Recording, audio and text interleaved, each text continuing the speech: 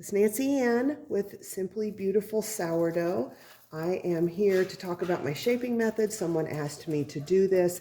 I will be honest, I don't want to be getting into the actual methods of how to make the dough because there are so many other great channels that cover all of that. I want mine to be about scoring. However, shaping does affect scoring. So I thought it was a valid ask and that I would go ahead and show how I do my shaping. My bread has been bulk proofing, or my dough has been bulk proofing. This is plastic wrap. I sprayed the underside with some non-stick spray, and I'm actually going to save this because it's going to cover one of the Bannetons in the fridge.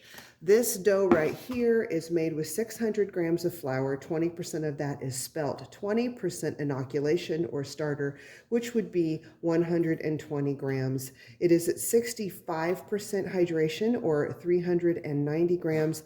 And I put in about 2.5% salt. I go a little higher on salt. I know we've talked about that before. And to be honest with you, I have to wonder if this increased salt has improved my crumb, but I digress. Okay, so normally one of my loaves, a single loaf would be 500 grams. However, I want to use smaller Bannetons this time because most of the time it's just my husband and I here eating. And if I'm not going to sell a loaf, it is for us.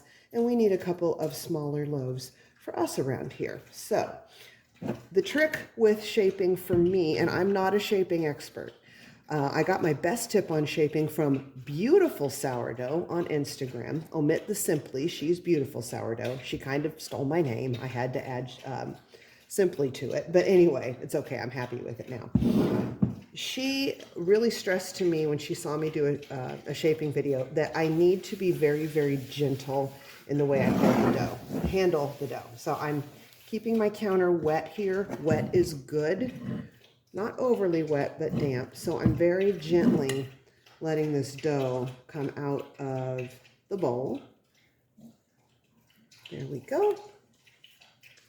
And now I'm just going to, little remnants in the bottom, going to roughly divide this in half. Now, I will say if I was going to make a single loaf all by itself, I would not pre-shape, but since I'm doing 2 loaves, I'm going to go ahead and do pre-shaping. And pre-shaping just means you're going to do an initial rough shape, let it rest a little bit, and let the gluten relax again, and then you can do the final shape. But it's not imperative. Now, the thing I was doing before was I was flattening it out too much, and I was getting too much air. So I am barely going to pull on this. This is my rough shape. And that's all I'm doing for now, and I'm just going to set it aside. And now I'm going to re-wet my counter, get it damp. It's just a paper towel with some water. And again, I'm just going to rough shape this. And I'm not really pulling tight. I'm being very gentle with it. One of my tricks with scoring is I do keep my hydration normally down to about 65%. Sometimes if I use a whole grain, I'll go, especially rye, I'll go up to 70, but most of the time I just stay at 65. So I'm doing this in a circular motion. I'm right-handed, so I do it this way. And I can feel the little air bubbles in there, and I want them there. Now, I'm going to let this one rest while I final shape this one. So I think I'll make this the Batard. So for a Batard, you want to really pull it towards you, or at least I do. You can do what you want. Now see that big bubble? I'm going to pop those out because if I leave those in and then I put it in the Banneton, it's going to make those big bubbles that you see sometimes near the surface of the dough as it bakes. You don't have to pop all of them out, just the big ones. So I am trying not to deflate it, but on the other hand, I'm not trying not to make problems for myself down the road either. And the other thing is when you do that, sometimes when you start to score, your razor blade will break through it and it can distort your design a little bit when you've got that flattened bubble. And I'm tucking the ends a little bit here just to keep it nice and tucked, pulling back tight. Get those bubbles out. Oop, there's a big one. There's a big one. Okay. And I'm just trying to make sure there's plenty of tension going this way. When I score a Batard, I keep in mind with my scoring design that we do have tension that's going over the top of the loaf. get it kind of tucked. Now I'm just gonna, I'll go ahead and use this. One big swift movement into my hand. Put it in here in my little Banneton. And my husband may come up here and talk to me. I apologize. I didn't warn him I was making a video. And I'm just doing a little bit of stitching is what they call it. And then I pinch that together because it can come apart. And sometimes it does anyway.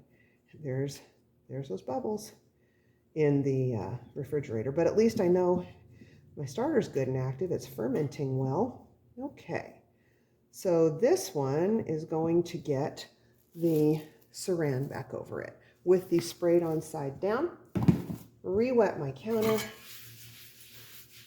Now let's get this guy, just lift him up, and I'm going to, oh, the counter might be a little too wet.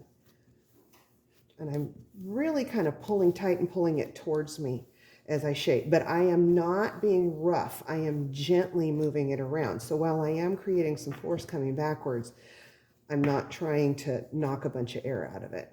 I see a big bubble right there. Just gently pinch that out. Good heavens. Yeah, this is definitely, I think it's been, the fermentation's pretty much on point because of all these bubbles, I would suspect.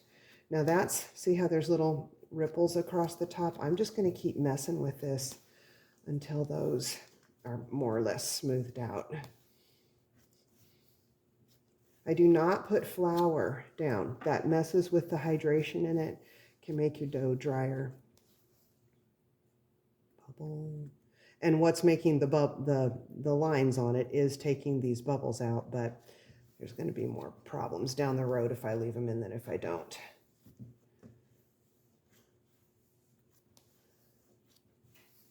Just doing little, some people can go way around and back. I don't do that. I haven't found it necessary. Okay.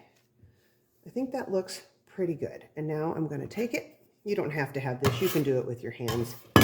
Put it in here. I am going to do a little stitching right here. I'm just trying to get those wet pieces to kind of stick together on the top. And then I'm going to fiddle with it. I'm pinching out any bubbles down here while I'm at it. It's okay if it's not smooth down here. This is going to be the bottom of my loaf. Really pinching that together good. If it was too dry to pinch it together, it was coming apart, I would wet my fingers, but we're fine here. And there we go. Oh, that's my oven warming up for baking something else. All right, and now I'm going to put an upside down plate on this round one. They're going to cold proof in the refrigerator overnight. I will likely score them tomorrow, possibly the next day. There we go. Thank you so much for watching. If you have not subscribed already, I would appreciate it if you would. This is a little baby channel. It's just getting started, and I'm hoping that it will start growing. So if you could subscribe, like, comment down below, share if you'd like. I would really appreciate spreading the word that I've got this little scoring channel going right here. On Instagram, I'm Simply Beautiful Sourdough, and also check down below because I also have a fashion unboxing video, believe it or not. And if fashion's something you're into, or if you've been curious about boxes like Stitch Fix and stuff, you can check that out. I won't mention it all the time, but I did go ahead and put that down in the description. Alrighty, there we go. Thank you very much for watching. Take care. Bye-bye.